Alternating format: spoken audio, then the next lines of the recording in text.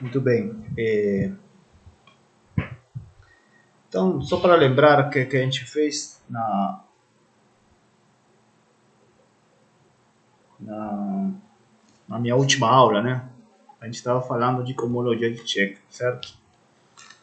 Então, só para lembrar essa parte e aí passar ao que eu preparei para hoje.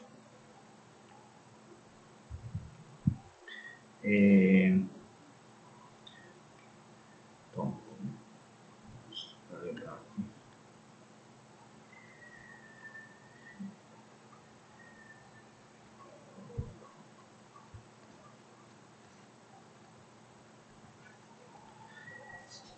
Então, dado um feixe,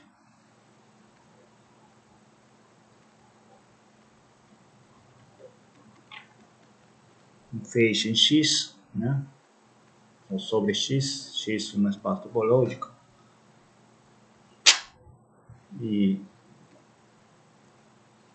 para n maior ou igual que zero, um inteiro, né? O enésimo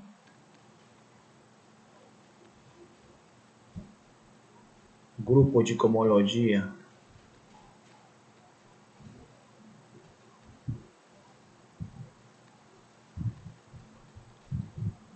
de Check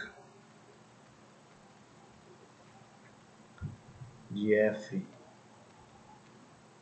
sobre x é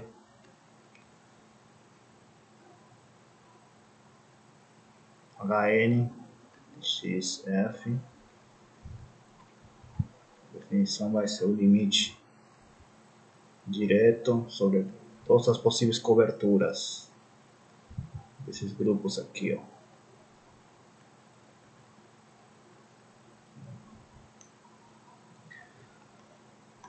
Ok? Então essa é a definição.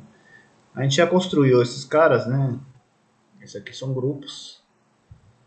E a gente tem uma ordem parcial sobre esses grupos, né? Induzidos pelos refinamentos associados às coberturas possíveis que X possui, né?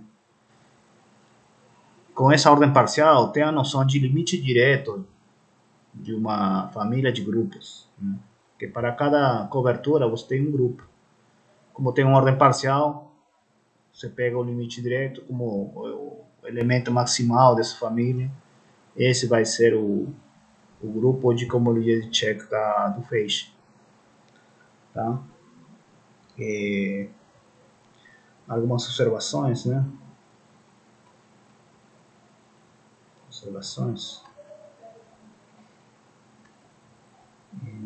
O H0 é simplesmente isomorfo, né, às seções globais do feixe.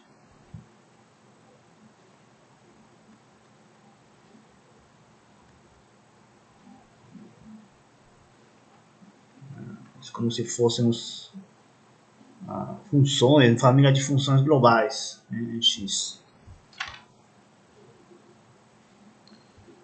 O H1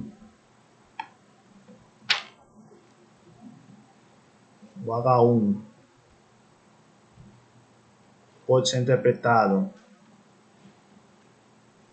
que no nível 1 esse refinamento é injetivo, então a gente pode supor que esse é o elemento, a união, né, de todos os grupos, esses grupos de check, né, associados ao feixe, associados à cobertura. Tá? É porque no nível 1 esse mapa de refinamento é injetivo, então você tem uma ordem crescente, né? Aí vai juntando todo mundo. Esse limite direto vira o elemento maximal, ou seja, seria a união de todos. E, então, como consequência dessa desigualdade, a gente temos o seguinte: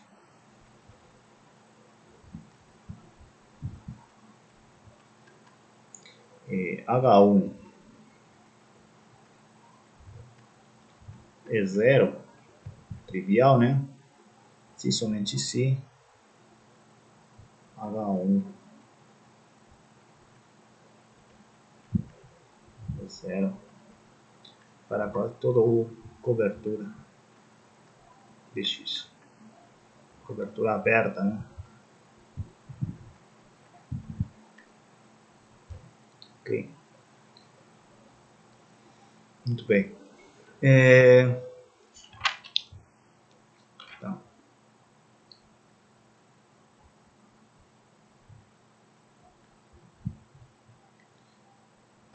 Agora, bom, temos o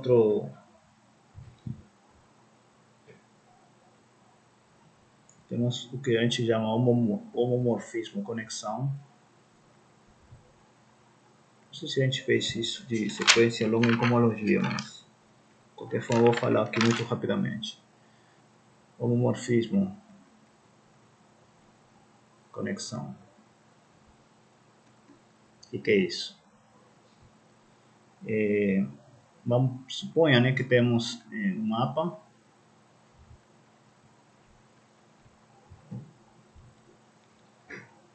que phi é o mapa feixe,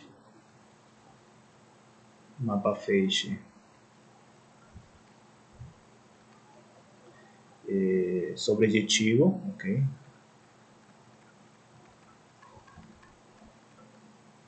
E K vai ser o feixe núcleo.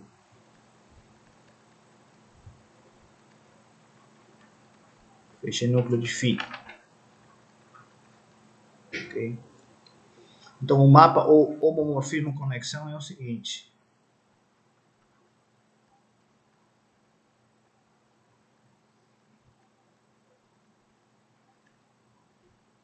Conexão é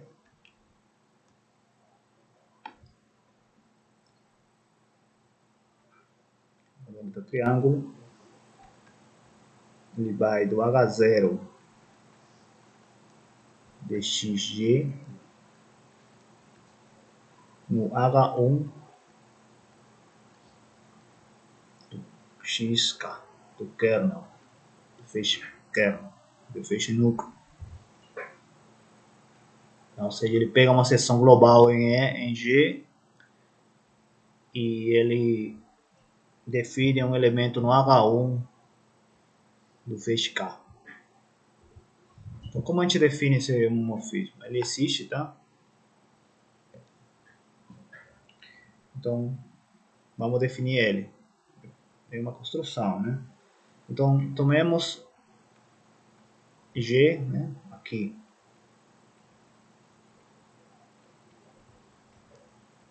Um elemento, né? Esse aqui é isomorfo, né? A gente pode olhar ele como uma seção global. Certo? Então, como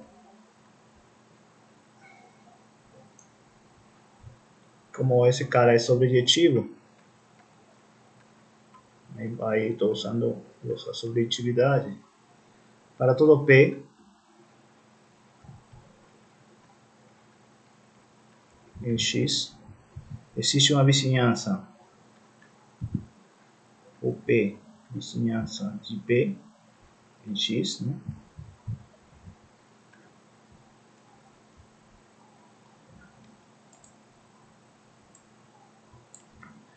De P em X, tal que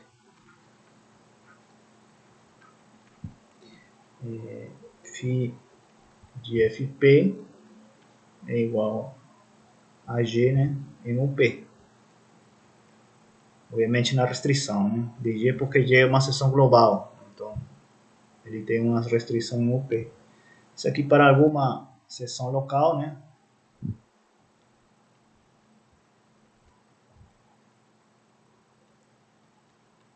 uma seção local, né. Então isso você tem para todo P.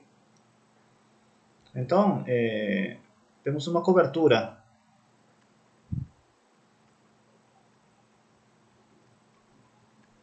Cobertura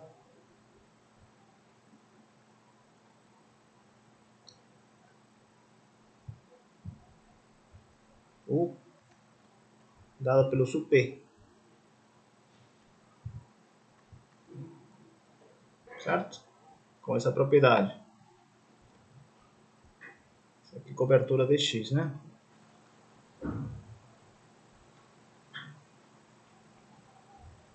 Agora seja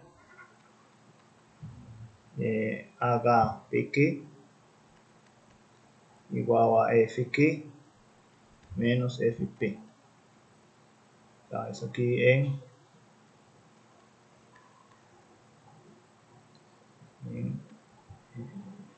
UP interseção UK. Então esse é um elemento, uma seção local. Então HPQ é um elemento daqui, né? F, UP interseção UK.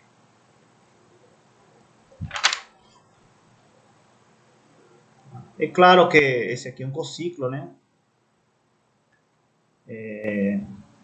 De F, né? Um cociclo, porque satisfaz as condições de cociclo.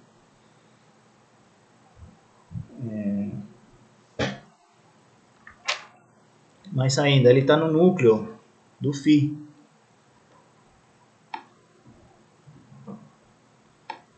Olha só. φ de HPQ é zero. É porque ele é G restrito UP menos G restrito a interseção, né? UP interseção UK menos G UP interseção UK. Então aí dá zero. Então ele está no núcleo. Então é um cociclo que está no núcleo, significa que a classe é de equivalência, né? A classe dele, ele pertence a H1 DU K.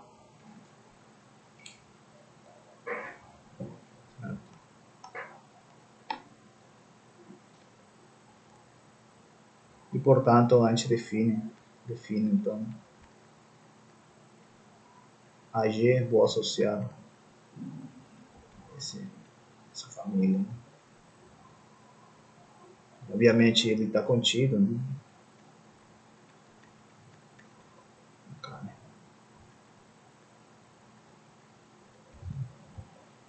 Então esse é um morfismo conexão. A construção dele é assim. Ou seja, você pega G, olha quem é a primagem, né, FP, e define a HPQ como diferenças de seções locais. Esse é o ciclo que você vai definir.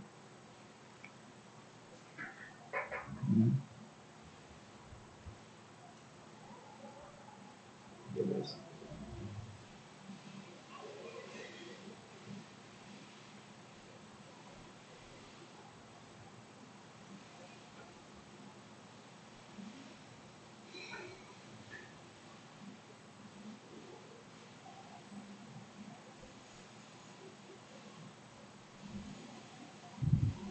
Muito bem. Então esse homomorfismo conexão é usado para definir a sequência logo em cohomologia. Então vamos para terminar essa parte já. Vamos definir o que é uma sequência longa em cohomologia.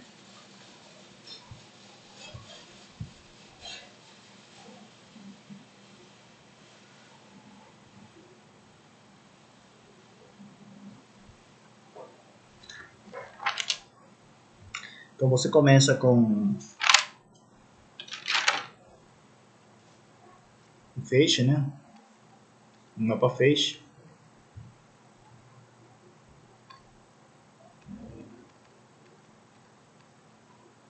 Pode ser a derivada, tem vários mapas feixes que a gente já viu. Né?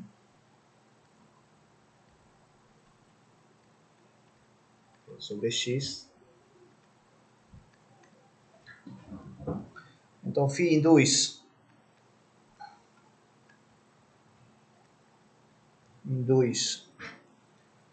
uma sequência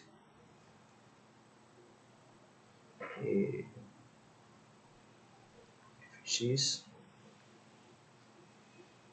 que vamos pegar o correspondente às seções globais, né?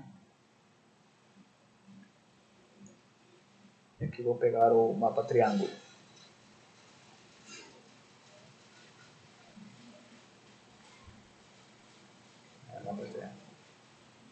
Então, essa aqui é uma sequência exata de feixes.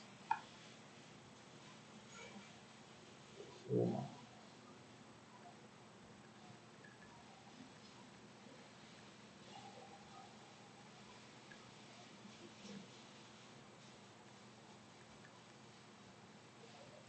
Ou seja, isso. Desculpa, de grupos, né? Que é feixe mais, é grupo. Grupos.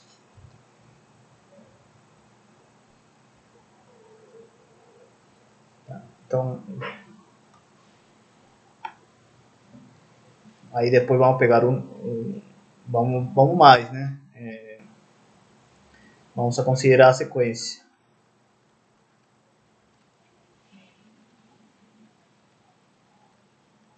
Zero, o feixe trivial, que vai nas seções globais do feixe núcleo. K é o feixe núcleo, tá? Aqui vai ser a inclusão. O feixe no grupo global, fx. Aqui temos o feixe, o mapa associado a φ de x.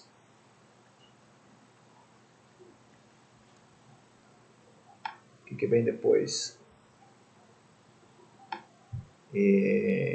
O H1, né?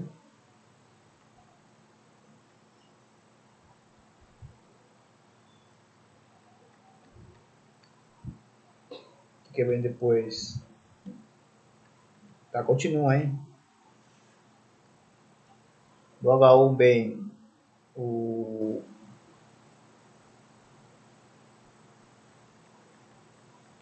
H1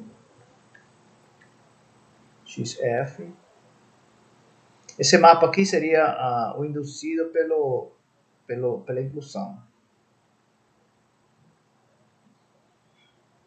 E aqui vem o φ estrela, que seria induzido. Nível 1. Tá. Essa é uma sequência exata. Em cada nível.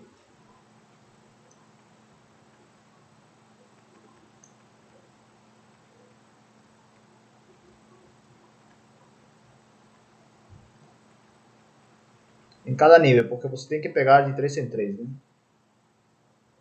Ou seja, aqui injetivo, isso aqui subjetivo. Você pega aqui o núcleo desse coincide com a imagem desse. O núcleo desse coincide com a imagem desse. O núcleo desse coincide com a imagem desse. E assim. Tá? Então, esse mapa é inclusão, né? Porque esse aqui é um subgrupo. K de x é um subgrupo de f de x.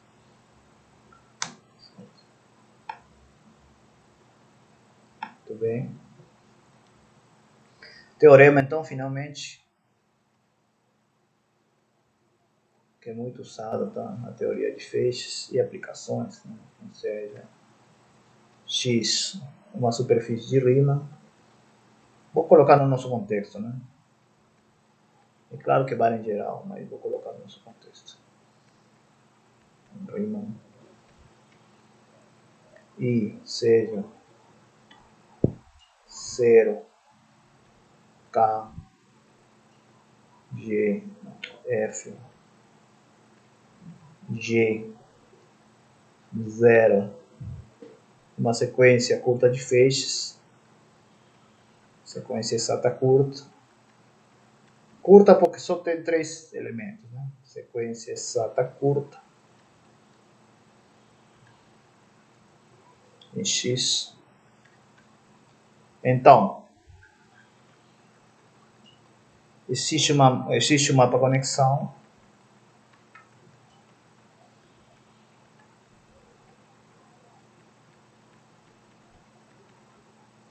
triângulo, né? Em cada nível.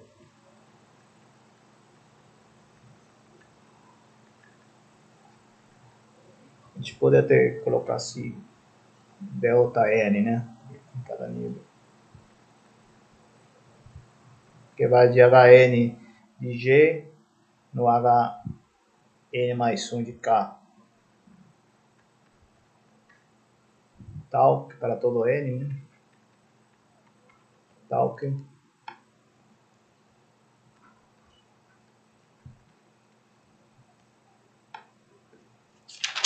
a sequência em cohomologia exata. A sequência em cohomologia. Vamos lá. Olha só, presta atenção aqui. Começa em 0. Você vai começar por H0. Não vou colocar X, tá? Vou colocar somente K que eu fiz, tá? Obviamente aqui deveria ser H0 de XK, para não recarregar a notação. É claro que a gente está trabalhando sobre X, né? Tá, então vai de H0 dele, vem H0 de F. Depois vem H0 de G. E aqui vem o mapa conexão, porque já começam a aparecer os H1. H1 de K, você volta no inicial.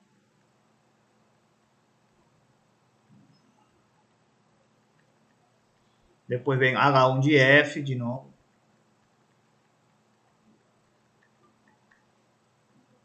Depois H1 de G. E de novo, começa H2 de K. E assim, H2 de F, e assim, né? H2 de G, e deu H3 de K, e por aí vai. Então, essa sequência é exata em cada nível. Então, aqui a sequência em cohomologia é exata em cada nível.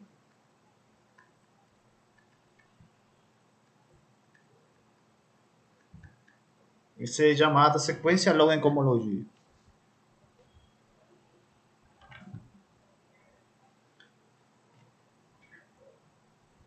Tá, eu não vou dar a prova que, bom, aí vai muito tempo, mas vou dar uma aplicação ali, ó, onde você vai ver como aparece. Lembra aquela sequência de Euler? A famosa sequência de Euler, né? Que é assim, né? C, feixe localmente constante, função holomorfa, né? Aqui é a inclusão, holomorfa em x, e aqui vem as funções que não se anulam em x. Aqui é mapa exponencial 2πi, né? Lembra essa? Isso é uma sequência exata. Vou colocar aqui. Aqui o mapa exponencial 2πi traço. Né?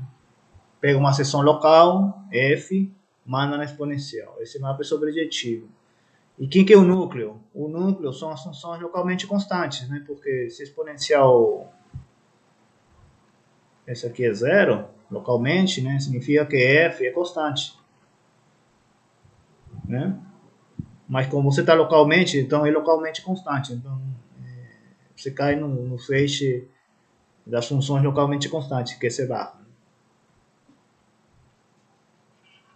Tá? Às vezes só aparece C. Então, essa aqui é uma sequência exata, a sequência exponencial de Euler. Então, ela tem uma sequência longa em cohomologia. Vamos aplicar, então. Vamos lá. Então temos uma sequência longa.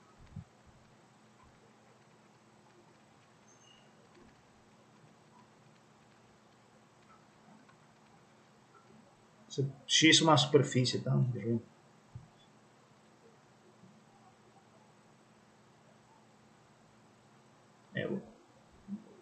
Posso colocar variedade complexa.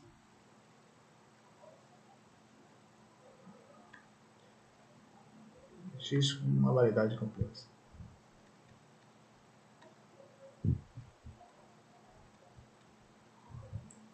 Tá. sequência longa em cohomologia? É porque eu quero falar de um negócio mais geral. Cohomologia. Qual é a sequência longa? Então começa em 0, depois vem o H0 de C. Tá? Não vou colocar um X porque é sobreentende.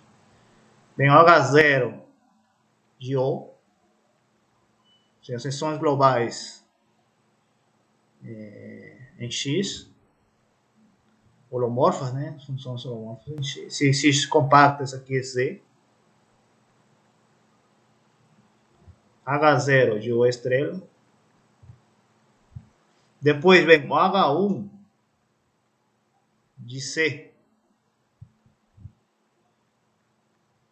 Quem vem depois? Vem H1 de O.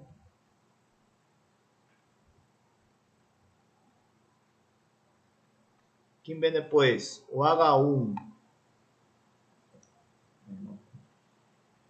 Não quero quebrar essa sequência. Acompanha aí. Opa. H1 de estrela. E depois vem H2 de C.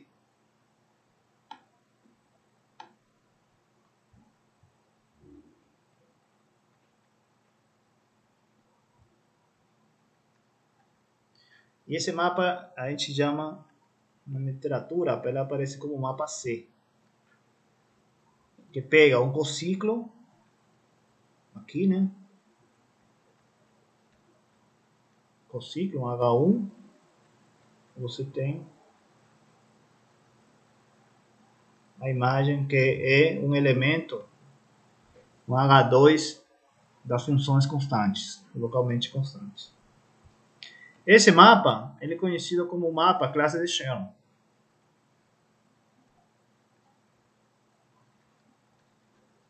Se vocês já alguma vez escutaram, quem é isso?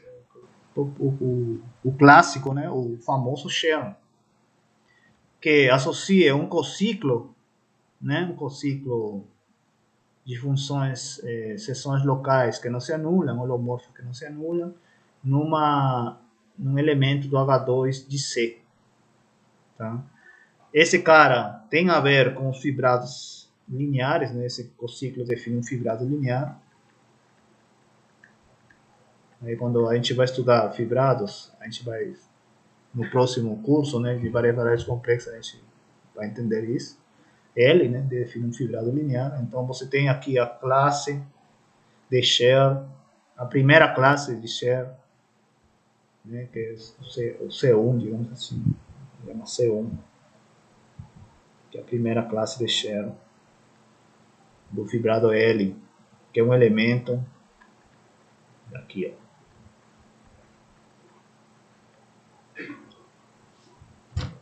Então, na sequência logo em cohomologia aparece o conceito de classe de Sher, que é muito usado em geometria complexa e em teoria geometria algébrica, né? E não é mais nem menos que uma classe associada a um fibrado que vem definido por um cociclo, né? Esse aqui é um cociclo, aqui, ó. Um cociclo.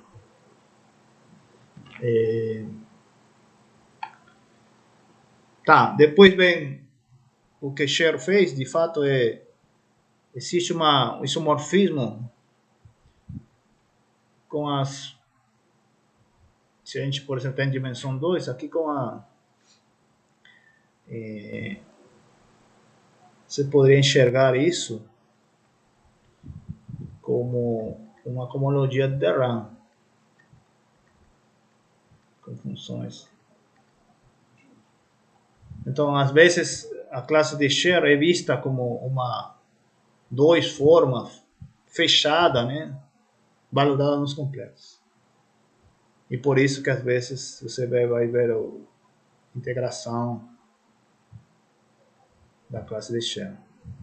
Porque você entende que ela é uma forma, né? Se, por exemplo, isso aqui é uma superfície complexa, então você integra formas nessa superfície complexa.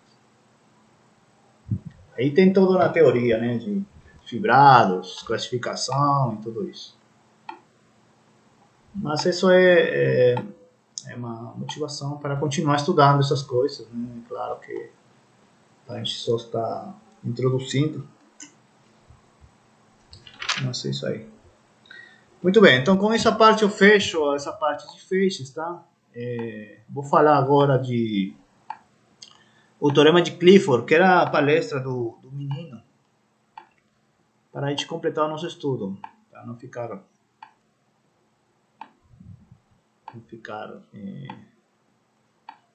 sem esse assunto, né, que eu tinha separado. Então, Teorema de Clifford.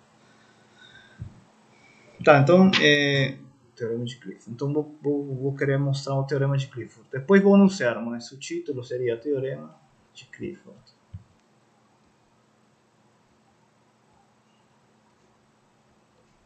Para isso, precisamos de definições e um lema, né?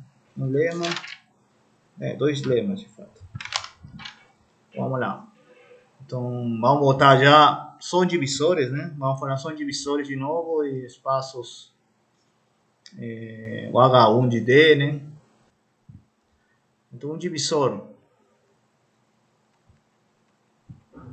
D em X, né, tal que D é maior ou igual que zero e H1 dele é diferente de zero,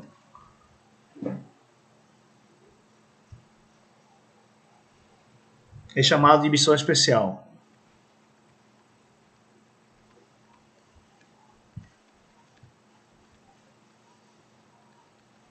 Especial em X. E a dimensão do H1 de D é conhecida como o índice de é chamado o índice de especialidade, quando ele for especial, tá bom? Então, um divisor especial, se somente se, podemos caracterizar, né? Então, note que D especial, se somente se, a dimensão do LD é maior ou igual que 1, isso já implica que D é maior ou igual que 0, e a dimensão de L, K menos D, é maior ou igual que 1 também, onde K é o divisor canônico.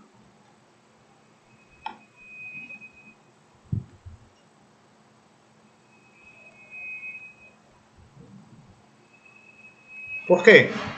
O Riemann-Roch, né?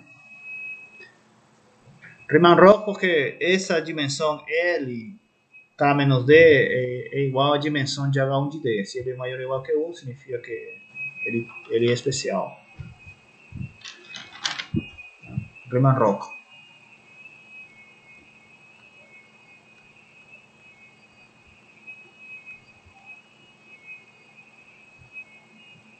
Riemann-Roch. Tá, vou para um lema agora. Lema 1. Tá? Seja D1, D2 divisores em X.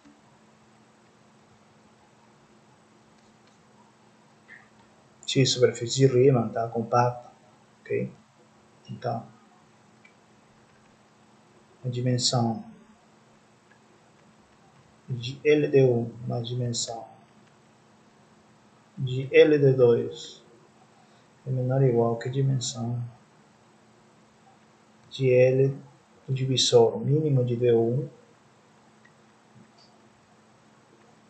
mais dimensão do divisor máximo de D1 e D2. Uma cota, tá? Vou mostrar isso.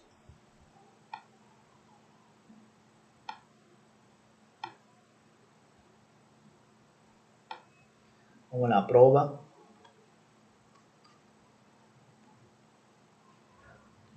Então tome Tá. Temos no seguinte, L de 1 L de 2 interseção, né? Esse aqui igual a L do mínimo.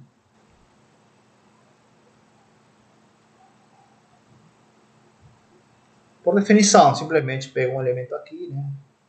Pega um elemento aqui que satisfaça as duas, então ele está aqui. É a definição. Agora, como DI é menor ou igual que o máximo dos dois, né? Tá igual a 1 e 2. Então, LDI está contido no L do máximo. Certo? Logo, são subespaços, né? Então ele é fechado no subespaço.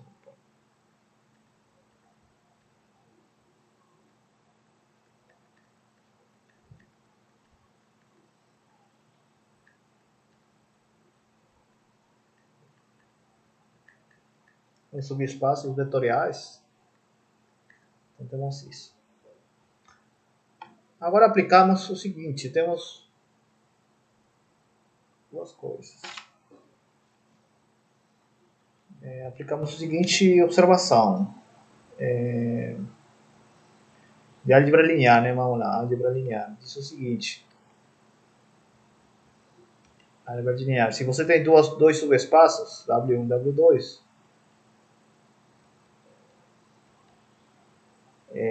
então, subespaços vetoriais, né? Então, dimensão da soma é igual à dimensão da soma menos ou mais, né? Dimensão da interseção. Isso vale, né? Aplicamos isso. Nosso caso vai ser, esse vai ser LD1, LD2. Então, dimensão LD1 mais dimensão LD2 igual. Então, vai ser a dimensão de LD1 mais LD2, né? Os primeiros passos, mais dimensão de LD1 interseção LD2. Tá, mas LD1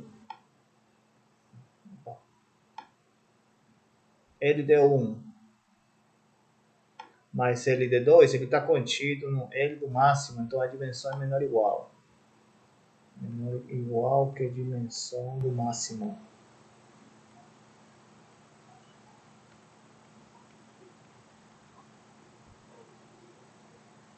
Mas LD1, interseção LD2 é o mínimo. Então tá bom.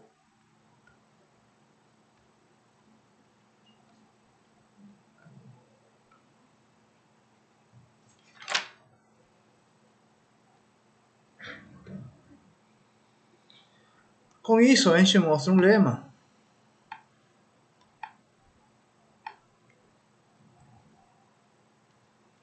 Lema 2.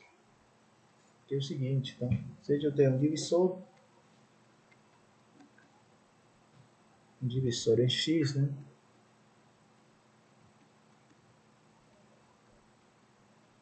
E x tem gênero G.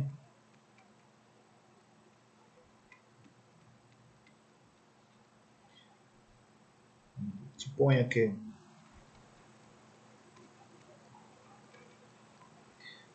dimensão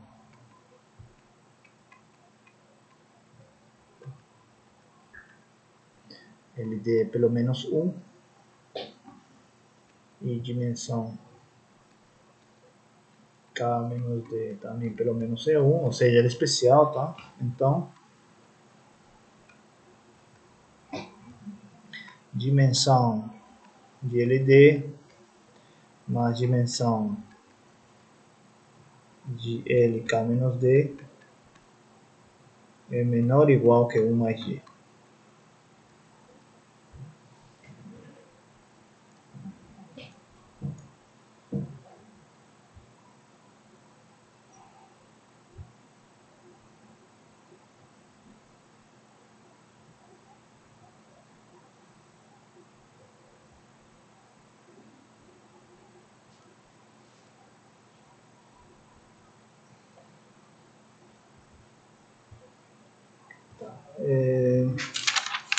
Vamos lá, vamos mostrar isso, né? Pronto.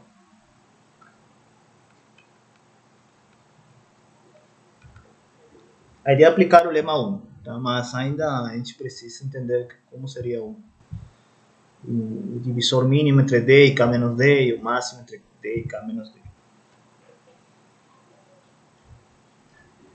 Então, olha só, essa hipótese aqui implica que temos que esse espaço é diferente de vazio, né? Porque a dimensão desse cara está relacionada com a dimensão do sistema linear associado, né? Então podemos escolher um divisor positivo equivalente a D, né? Então podemos escolher D1, um divisor em X, né? Positivo, tal que D1 é equivalente, linearmente equivalente a D.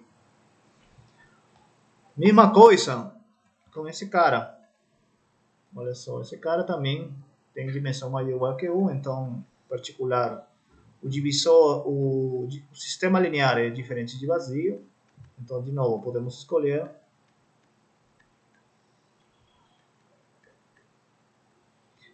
D2, né? D2 linearmente equivalente a K menos D e D2 positivo também.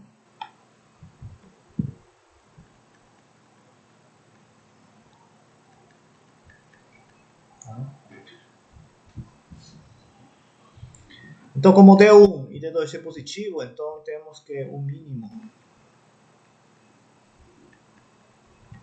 é maior ou igual que 0, né? E o máximo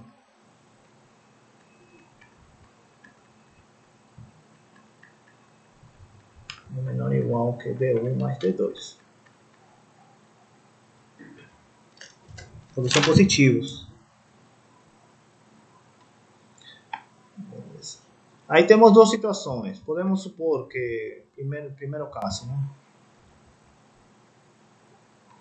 Imagina que o mínimo for 0.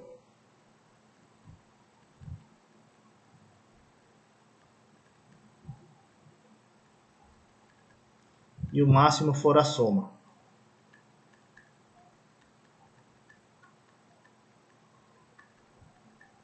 Caso, melhor caso, né? Então, como que fica a nossa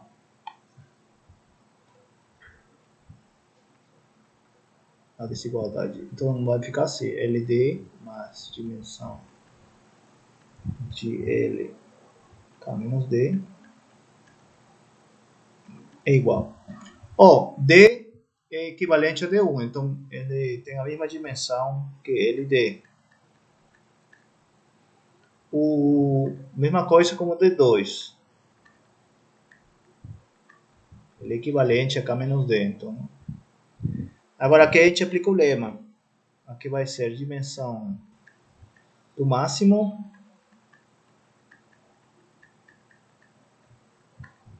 mais dimensão do mínimo.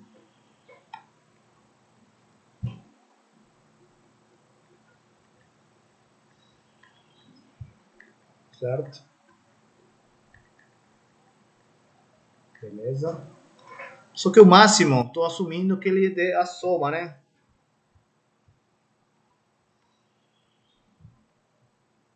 A soma de D1 mais D2.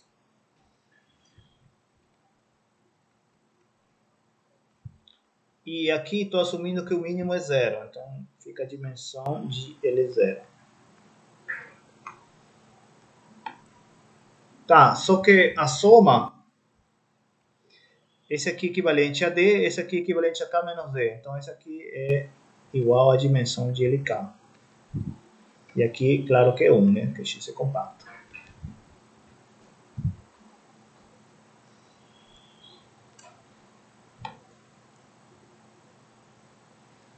E já sabe, por Riemann-Roch, a gente sabe que esse cara é G, né? Então sai G mais 1. Acabou. Então, se a gente tiver o melhor caso, que é esse aqui, aí a gente acaba com o lema. Então, quando a gente tem esse caso de mínimo for zero e o máximo for da soma, assim, por exemplo, a gente tem isso quando D1 e D2 tem suporte disjunto. Eles têm suporte disjunto, então o mínimo vai ser zero, ele não tem ponto de suporte em comum e o máximo vai ser a soma. Então vamos procurar divisores equivalentes que tenham suportes disjuntos, aí acabou, né? Então, o segundo passo, vamos a encontrar, né? Ou achar, né? Achar. Vamos colocar aqui, ó, achar. Vamos achar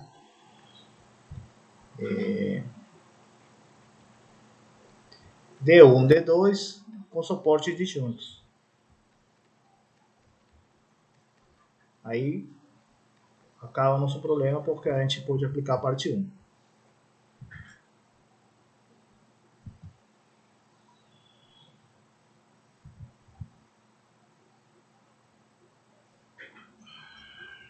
Beleza, então vamos continuar pegando D1, equivalente a D, tá? Esse aí não mexo.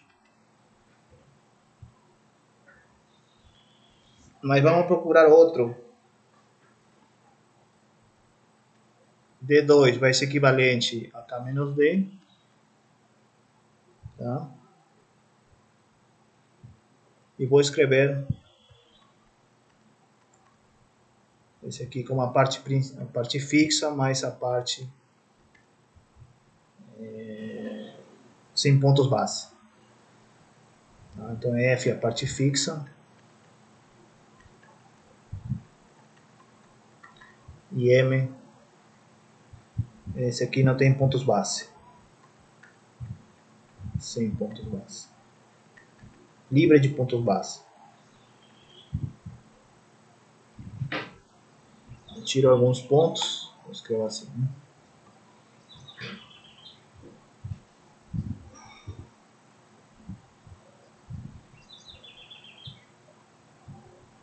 Então existe um divisor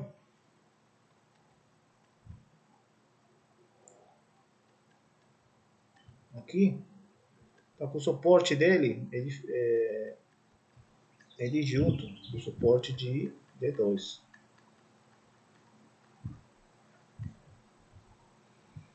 Tá?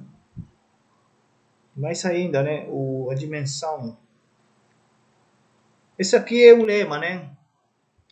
É um lema que foi feito lá atrás, quando a gente falou de parte fixa de um sistema linear. Okay? Então, esse aí é um lema. Sempre existe um divisor, tal que o suporte disjunta a qualquer. Então, com isso, a gente tem D3, né? A dimensão de D3 é a dimensão do LM, e que a parte fixa não interessa na dimensão, então aqui é LD.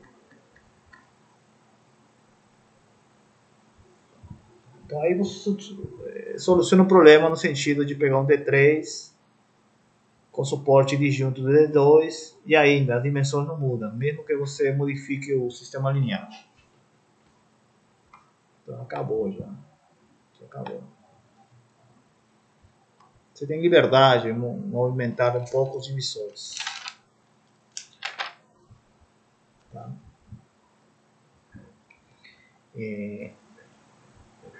Então olha só,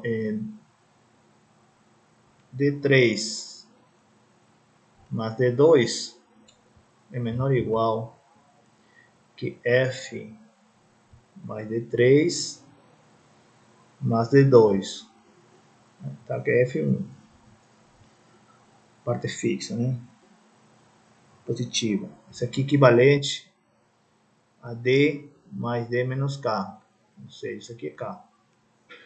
Esse aqui é equivalente a D, esse aqui é equivalente a D menos K. Então, a dimensão de LD3 mais D2 é menor que a dimensão de LK, que é EG, né? O Riemann-Roch. Beleza? Então, já terminamos, porque a dimensão de LD mais dimensão de LK menos D, esse aqui é dimensão de LD3 mais dimensão de LD2, né? Esse aqui é menor ou igual, aplicando o lema, esse aqui é dimensão de L do máximo, de D3, D2, mais dimensão do mínimo, que é L0, né, que tem suporte diferentes, então é 1, né? Só que o máximo, né, aqui é menor ou igual, que é a dimensão de L D3 mais D2. Tá? Que eles têm suporte de junto. Esse aqui é menor ou igual que G. Então acabou. Muito bem. Então essa é a prova desse lema, né? Finalmente, teorema de Clifford, para terminar a aula de hoje. Vamos lá.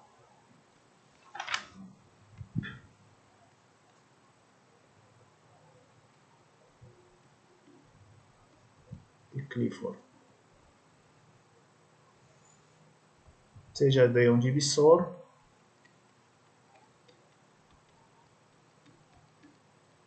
Tira D especial, tá? Divisor especial. X, uma superfície de Riemann compacta.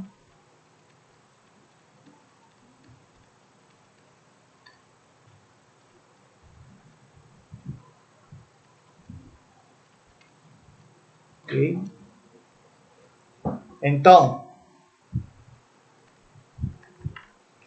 2 vezes a dimensão de LD é menor ou igual que o grau de D mais 2.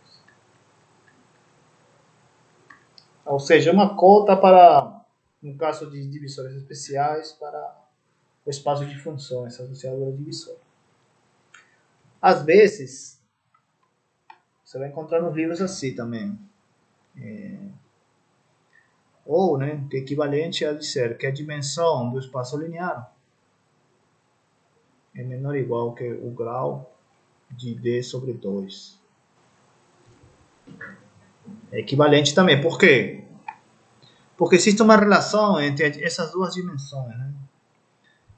A dimensão do sistema linear é igual à dimensão do LD menos 1, né? Porque essa aqui é a projetivização do LD.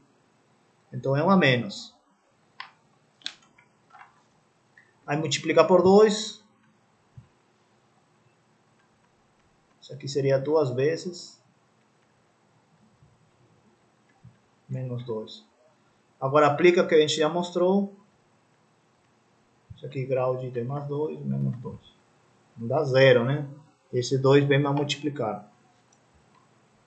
Então aqui esse 2 vem para cá, né? Isso aqui dá 0. Então tem dimensão. Tá, então é partido por 2. Aí você escolhe qual você vai usar. Então prova.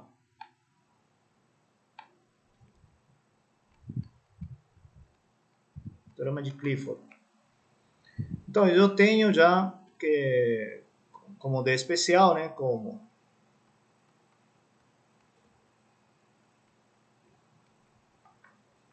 eu tenho o seguinte, ó. eu tenho que a dimensão de LD mais dimensão de LK menos D é menor ou igual que G mais 1, certo?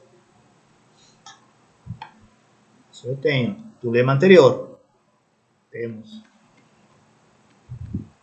Problema 2. Agora, por Riemann-Roch,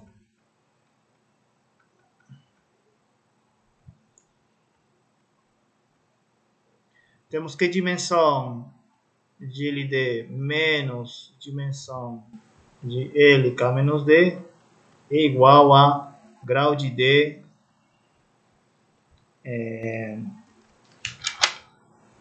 mais 1 menos G. Ok? Esse é de Riemann-Roch, certo? Agora, pega essas duas, soma termo a termo, então tem duas vezes dimensão de LD, que mais e menos vai embora, menor ou igual que G com menos G vai embora, grau de D mais 2.